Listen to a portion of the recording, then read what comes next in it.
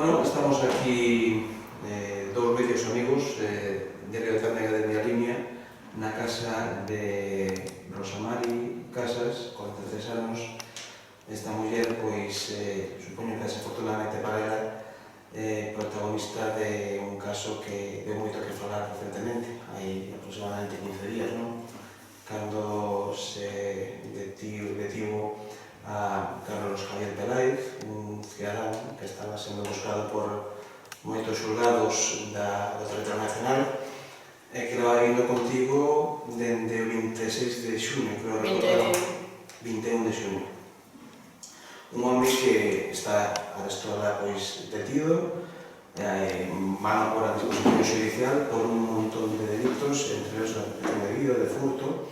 Dicíase dele que era un auténtico Don Xoán, non? Que había conquistado a moitas mulleres, supoño que desgraciada desafortunadamente para ti, pois ti fuche a última das víctimas, non? Como empezou esa historia? Pois cunha solicitud de Facebook que me fixo, porque tiña amigos común, meus en colego. Pois eu aceptei a súa solicitud. E como comezan a falar? Me presentouse que se chamaba Ramón Arde González, os anos que tiña, a situación súa que tiña, que era separado porque a súa muller lle había posto os cornos con un compañeiro militar que escolleu súa filla mentras ele estaba nunha misión en Afganistán, e a súa filla escolleu dentro da súa propia casa e dentro da súa propia cama. E a súa filla grabou un vídeo para enseñarlle a súa pai cando volveu. E pois seguimos por contacto por WhatsApp. Hasta que el veu no mes de xaneiro a conocerme desde Madrid. Ele estuvo alojado na casa rural de Trondeiras, estuvo máis ou menos 15 días e foise. E pois seguimos por WhatsApp falando por teléfono. Eses 15 días entendo que os pasamos xuntos. Cando miñas obligacións me prometían como mai e traballadora que son é muller. Eu veio os viernes, unhas horas. E eu veu por verte a ti, supongo. Sí, por conocerme. Dixo que nos gustábamos e ele foise a Madrid a incorporarse ao seu traballo de comandante. Porque ele estaba nas oficinas e planeaba os horarios dos escoltas de Madrid. Eso foi o que me dixo, pero bueno, ele me creou xa nada. E despois volveu no mes de febrero. Estuvo uns días e foise. Pero te chegaste a contarlle cousas íntimas, persoais? Non moito, pero bueno, despois ele estuvo en febreiro, foise, e seguimos en contacto por WhatsApp e por teléfono. E como decide ao final vivir contigo e pasar tempo xuntos? Porque decía que era a muller da súa vida. E que iba a estar comigo toda a vida. Unha mentira como unha casa. Pero ti o crees? Sí, como unha tonta. Enamorachaste, podería dicirse. Sí, como unha tontiña de 15... Unha quinceañera, vamos. O segundo amor da miña vida. Tonta perdida. Eu non creo máis nos homes, xa a segunda experiencia en moi pouco tempo. Mala. Pero se estabas nunha situación... Sí, moi mal con o meu futuro ex-marido. Ti todavía estabas vindo na casa familiar, na casa de teu home, con teu fillo e teus pais? Sí, pero bueno... Cando coñeciche ele? Sí, pero o meu futuro ex-marido fíxome a vida moi imposible. 6 anos de riesgo psicológico. O sea que esa relación xa estaba ainda que Tocaba. compartía desde casa xa estaba rota. Tocaba, porque ele tampouco puña por a súa parte. Porque, entre outros problemas, ese señor era impotente na cama. A min é como se dormira con o meu irmão. E igualito, a mí non me tocaba un pelo. Bueno, cuestións persoais a parte. Ti coñeciches entonces a este home, a ese suposto Ramón, comandante, non? do exército, ou da legión, neste caso, antes entón do mes de xaneiro, non? O sea, Non, me trouxe nele. Porque tiña amistades común, comigo no Facebook e con ele. E eses primeiros contactos que comentaban a súa compañera Yasmín, como foron? Cales eran os mensaxes? Pois moi normalitos, como cualquier parexa que empeza de cero. Preguntas persoais, íntimas... Non. Eu dixen a miña situación, que estaba casada, que tiña problemas, e ele dixo, bueno, pues cando te separen, pues vivimos juntos. Porque ele como era separado, sen obligacións, son 2 fillos independientes, e vivía en Madrid solo, bueno, en Aranjuez, un pueblo de Madrid. Sin máis, o caso que se torceu todo moito. Ti en ningún momento tocaches ninguna sospeita, non, do seu pasado? Que va. Ni ninguna chamada sospeitosa? Nada, a mí me chamou nunca nadie. No, pero a él, o sea, que No. foras que ti pensas que eras algunha chamada de Ele era algún moi familiar. normal, moi normal, moi normal. Os seus pais jubilados, a súa mai dun pueblo de León, o seu pai de Jaén, o seu pai estaba jubilado, tiñan casa nun pueblo de Zaragoza, que se chama Cuarte de Huelva. Os seus pais tiñan casa tamén en Benidorm. Pero iso comprobáchelo ti ou No, era o cosa sea, que que se decía contaba? él, os pais ou estaban en Cuarte de Huelva, que pertenece a Zaragoza, ou se iban a Benidorm. Os seus pais eran moi independientes. Entón contou detalles, fixo unha Sí. historia moi elaborada. Sí. Seus pais eran jubilados, tiñan dúas chicas na casa porque a situación do seu pai se podía permitir, entón súa mãe non facía nada. E chegou a ensinarte fotos? Non. Nada. De seu fillo sí, e de súa filla teño fotos. Ti nun momento lle plantexache coñecer a súa familia? Iso que se máis adiante de cara a Navidades. Pois queríamos pasar algúns días en Navidades con a súa familia. E contásme tamén un poquinho antes da entrevista, un pouco para situarnos, que chegastes a facer viaxes xuntos, non? Sí, a Madrid. Como unha parella, non? Unha parella normal e corriente que se vai de vacacións. Se a nosa vida era moi normal. Como cualquier parexa. E durante estes meses non montaches novas caras? Que va, se era un galán, dos que xa non quedan. En ningún momento viche ningún comportamento extraño No. cando pasareades por Berín ou por unha capital, non se pasa se iades por diante de unha comisaría de policía É moi tranquilo. ou por diante de algún vehículo de Está Guardia tranquilo. Civil. Mira que en Madrid, na Plaza Mayor, hai vigilancia. E tan tranquilo pasaba por diante da policía local e de quen fora. Tan tranquilo. O 12 de outubro estivemos en Madrid, había vigilancia e tan tranquilo pasaba. Moi tranquilo iba. Como foron os momentos de detención? Pois salíamos do supermercado do Covirán e así o de Tudela. Eu non sabía nada. Só me dixo o Fran, o guardia de colero, que me estaba facendo un favor, pero non me explicou nada máis. E dixo, sube, porque non me querían deixar meter a compra no portal, e eu dixo, vale, pois entón tú vas ter responsable de quen se leva o carro. Eu dixo, non dos guardias. E dixo, non, eu non, pois entonces, deixame meter por lo menos no portal e digo, subarba por a miña documentación. Se en 5 minutos non estás aquí, levámoslo. Digo yo, bueno, e pues por lo menos meter a comprar no portal e devolver o carro ao supermercado. E vou para o supermercado detrás miña. Digo que eu non me vou escapar, O Guardia Civil. Sí, detrás miña. Digo que non me vou escapar. Bueno, Carlos, que non Ramón. A mí deu as chaves do piso, eu subí ao piso, depois non quixeron ver a miña documentación. Que a mí iba a montarlo no coche sin máis explicacións. Dixo che algo nese momento? Non, porque tampouco o deixaron. Non lle deron opción a explicarse. Ninguna. Eu fui ao cuartel e tampouco me deron ninguna explicación. Había algún tipo de vigilancia previa a ese día de detención? Pois os guardias de colero. Eu tampouco sabía nada. Pero cando saíades do domicilio había algún tipo de seguimento, de patrulla, vixiando os avós? Eles estaban de diante do piso, cando se cansaban e venxas, xa estaban. O sea, que si había vixilancia por parte Ao menos estaban 10 minutos ou un cuarto de hora, e para mí se me iban, sí. De cantos días antes da detención? Eu que sei, 15 días ou así, ou algo máis. De todos os días? No, días alternos ou cando o outro traballaba, porque sabes que os guardias non traballan todo seguido, e o outro tamén ten unha familia e non podía pasarse as 24 horas vigilándonos.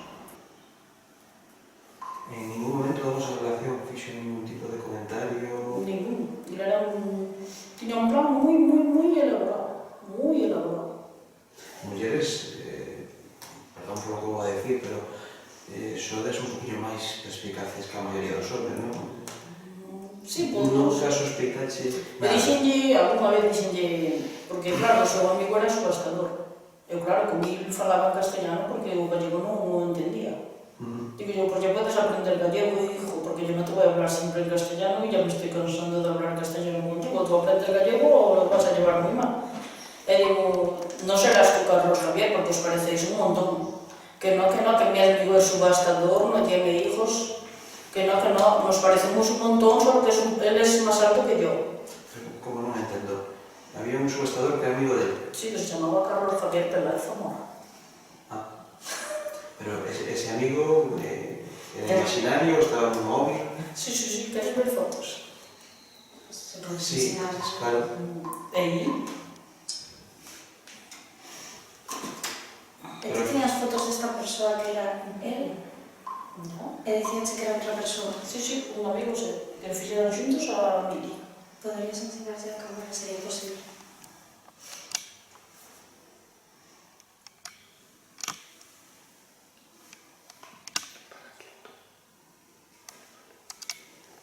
O sea, este era o subastador. Sí, E ese era amigo seu no Facebook, por lo que deixou, non? sí. E simulaba conversacións con Sí, hasta por WhatsApp. Non sei como facía. O outro quería ter o mesmo número, non sei. Pero esas conversacións, ti estabas presente cando mantiña ese tipo de conversacións? Sí. E ese amigo Algún imaginario cómplice subastador que era el mesmo contestaba no momento tamén? Sí, algún cómplice debe ter que debía ter un número que se contestaba el mismo. El, cando chegou aquí, estivo sin traballar, evidentemente. Sí, pero eles teñen 2 meses por traslado. Mas o que tiña de vacacións un mes, 3. Pois imagínate tú. Julio, agosto, septiembre. A detención foi... En octubre, sí. en octubre, ¿no? Pero un compañeiro de seu pai estaba cubrindo... Ele estaba figurando como que estaba traballando. E dicía, yo mientras no arregles lo de tu situación, yo no me voy a trabajar. Mientras me pueda tapar el compañero de mi padre, que son muy amigos, yo estoy trabajando en Orense. Y decir, yo puedo trabajar desde el móvil y puedo perfectamente solucionar lo de Orense desde el móvil. El tiña algún tipo de relación con o resto das administracións, é dicir, iba non sei, a Facenda, a Seguridade Social, chegou a ir ao médico, Aquí no, me algún banco, foi a sacar dinero a un banco. Y sí, o Queixeiro. O sea, el tiña conta propia. No, a ver, os microcréditos estes que sacaba inglés había unha liña, ya tiña unha tarjeta e sacaba o dinero. Como facía, non sei, ten que ser un hacker moi listo. O sea, él non dispunha de contas correntes a ese No. nome, non? Pero ten que ser un hacker moi listo, porque desde o seu móvil controlaba todo. A ver se me explico. Los microcréditos ingresaban yo na miña conta. E despois tiña unha tarjeta que ele traía e ele, como eu hackeou, non sei, pero ele sacaba o dinero no primeiro queixeiro que encontrara. Eu me quedaba na cama e ele ás 8 da mañá ou 8:20 estaba no queixeiro e sacaba o dinero. Como eu fixo, non o sei. O sea que a ese dinero hai que, a eses microcréditos, hai que sumar o dinero que ti entregaste. Bueno, os microcréditos son 200, son pequenas cantidades. Non son 300, 200 a máxima cantidade que hai. Hasta onde eu sei. Falose de que chegaras a entregar a él en torno a 80.000 euros. Pois por las contas dos sargentos son 40.000. O sea, Faltan outros 40.000. Porque a prensa non sei onde se pode xerar. Porque a mí non me preguntaron nin o sargento deu ningún dato, porque ainda estaba sin denunciar. O periódico escribiu o que quere. E como lle chegas a dar ese dinero e ingresos a un... Porque tiñamos unha casa comprada en Allariz. Bueno, unha casa non. Unha maza entera que se iba a vender a varios constructores. O que máis dera iba a vender por 1.600.000 euros. E iban a facer pisos nesa propiedade. Claro, esa é a historia que ele te conta. Sí. E ti a crees. Como unha tonta. Entón entregaste unha cantidad importante de dinero para esa operación. Sí. Pero bueno, non toda xunta. Por transferencias en cantidades moi pequenas. A transferencia é unha conta que ten que ser a súa. Sí, se supón. Eso está en investigación. Pero e ti como ordenabas esa transferencia? É dicir, no momento que fago unha transferencia, preciso saber o número de conta e saber tamén quen é o titular desa Sí, o conta. seu amigo subastador, Carlos Javier Peláez Zamora, que era el mismo. Resultou que era el mismo. Onde está ese dinheiro? Pois non o sei. E ten que ter un cómplice porque logo está na cárcel e non pode acceder a nada. Alguén ten que ter. O sea, que realmente sí le transferías o dinero a él.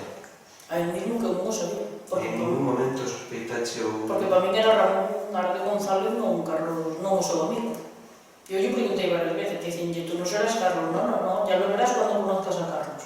Pero ya soy conocido está en la casa. Pero si te vas a preguntar se non será el Carlos, é porque sí que existe unha liseira sospeita.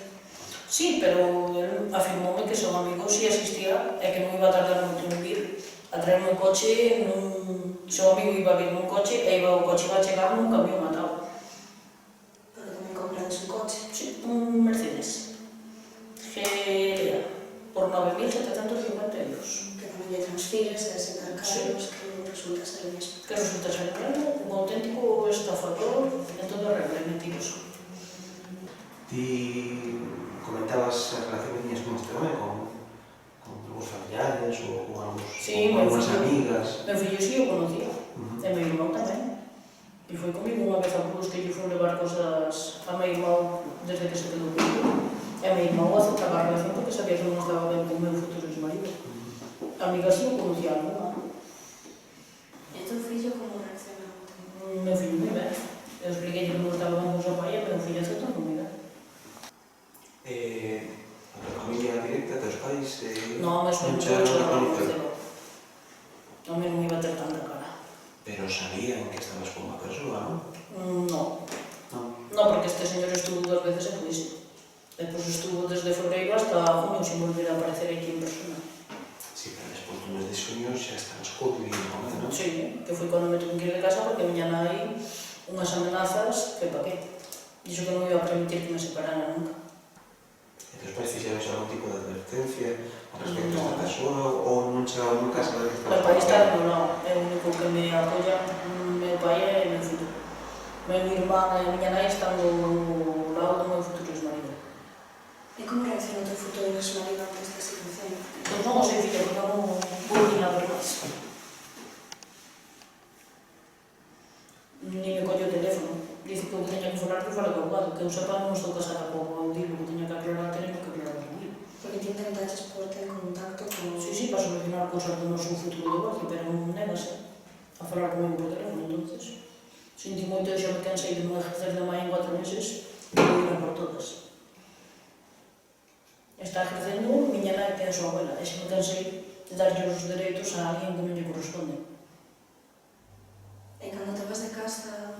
Meu fillo estaba comigo. Meu fillo dormía esa noite aquí comigo. O que pasa é que po outro día tiña que ir tocar ca agrupación de Xinzo e o señor director da banda de Xinzo tiñas tanta impresión que meu fillo tuvo que acabar indo. Eu querendo falar con meu fillo na cociña e o outro chamando por teléfono e mandándolle WhatsApp. E presionou tanto a meu fillo se foi. E non tes contacto con ele por vía telefónica? Sí, por vía telefónica, pero non me collo o teléfono, por WhatsApp. Pois cando me contesta, cando non. Ahora sí que teño que dar tempo. Pero ele quere ter contacto contigo. Pero bueno, meu fillo tamén non veu tocar todo o bravo aquí para que o seu mai non o poidera ver. Eso non o fai ninguna mai nin ningún futuro ex-marido. Porque saben que é o que máis me doi. E ainda tenho só teño un. Eu penso recuperar o meu fillo non sei, pero por as duas. Pero ti en ningún momento abandonaste teu fillo, non? Non, meu fillo estaba comigo, só que o director dixendo tanto impresionou que meu fillo eu tiña lle roupa aquí para que tocara aquí en Berín e meu fillo non quixo tocar en Berín porque o tía la impresionou tanto que meu fillo se foi a Colezo, vestiuse e fez tocar a San Pedro de la Roa por Dixinta e desde entonces meu fillo non volveu comigo. Pero que tipo de presións te refires? Home, pois por WhatsApp dicíndolle estas horas non nos podes deixar colgados cando manda máis o mai con director de banda. E iso aproveitaron os teus pais Non, meu pai, miña nai. Meu pai está ao meu lado. Miña nai e o meu futuro ex-marido. Pa, retelo. Lle compraron un móvil de 400 euros, lle encheron a cabeza en contra miña, e diñeiro lle dan o que quere. E caprichos os que quere. Se quere unha camiseta como traía posta na hora que costa 100 euros de marca, pois lle compramos. E diñeiro que queira para diante para atrás. Entón, un río con 16 anos, se ten diñeiro, ten un móvil de 400 euros e todos os caprichos, e lle deixamos facer o que quere para que vai vir un da súa mai que é a mala da película e o mete en vereda. E ti como estás agora? Eu, moi tranquila. Para poder recuperar o meu fillo. E non lle vou permitir a Naide que me quite un papel tamén. A Naide, vou pasar por encima de quen sea. Por a lei. Eu vou recuperar o meu fillo por as dúas. E falando con ele, e vou lle dar o tempo que necesite. Pero como é o teu día a día? Pois moi normal. Como é a tua vida agora, non? despois de todos estes envites que che deu Eu teño un orllón amarado que bateu. A mí non me funde nada. Traballas en esto? Estás traballando? Non, porque teño que estar 6 meses indo 2 veces a semana a Ourense, en seguimiento. Si tiño un traballo, En seguimento por unha enfermidade? no, a nivel psicológico. Por todo o acontecido do Sí. agora? Por o acontecido con meu ex-marido, con meu fillo e con ese señor que está na cárcel. E os recursos de que vives agora? Axudanche teus Meu pai pais? me está axudando. Meu pai. Con miña nai non teño relación. O sea, que estás aquí só neste piso, non? Sí. Creo que compartías. Que este piso é en común con meu marido, que non lle quero a súa parte. Pero bueno, que tamén intentaron sacarme por todos os medios, sí. Para que acabara dormindo na calle, pero non o conseguiron. Non lle vou a peñer tan fácil porque a mitad do piso non. Porque estamos en gananciales. Ti crees que poderás recuperar o dinheiro que te entregaste ese home? Pois non sei como... Eu teño a esperanza de que sí, pero non sei como as investigacións acabarán. A esperanza é o último que se perde. Xa nos confesache que ti sí te enamorache del. E crees que ele se enamorou de ti? Pois por que me facía ver moitísimo, que iba a estar comigo hasta o final dos seus días. Pero crees que era todo un engano ou que realmente ele chegou a sentir? Pois, filla, como era tan bo actor, pois xa non sei nin que creer. Ele dicía que sí, que iba a estar comigo hasta o final, pero bueno, non o sei, porque como era tan bo actor, non che podo dicir. E facías de vida de parella? Sí, como unha parexa normal é bonito. Moi ben, Rosa, moitas gracias por recibirnos na tua casa. Desexamos que todo isto se resolva do mellor dos xeitos posibles. Que supoño que desexarás ti tamén que se faga xustiza. Sí, espero que se faga justicia e que aparezca o dinheiro. Moi ben, E se non vai remontar, a mí non me funde nadie. Moitas gracias. gracias.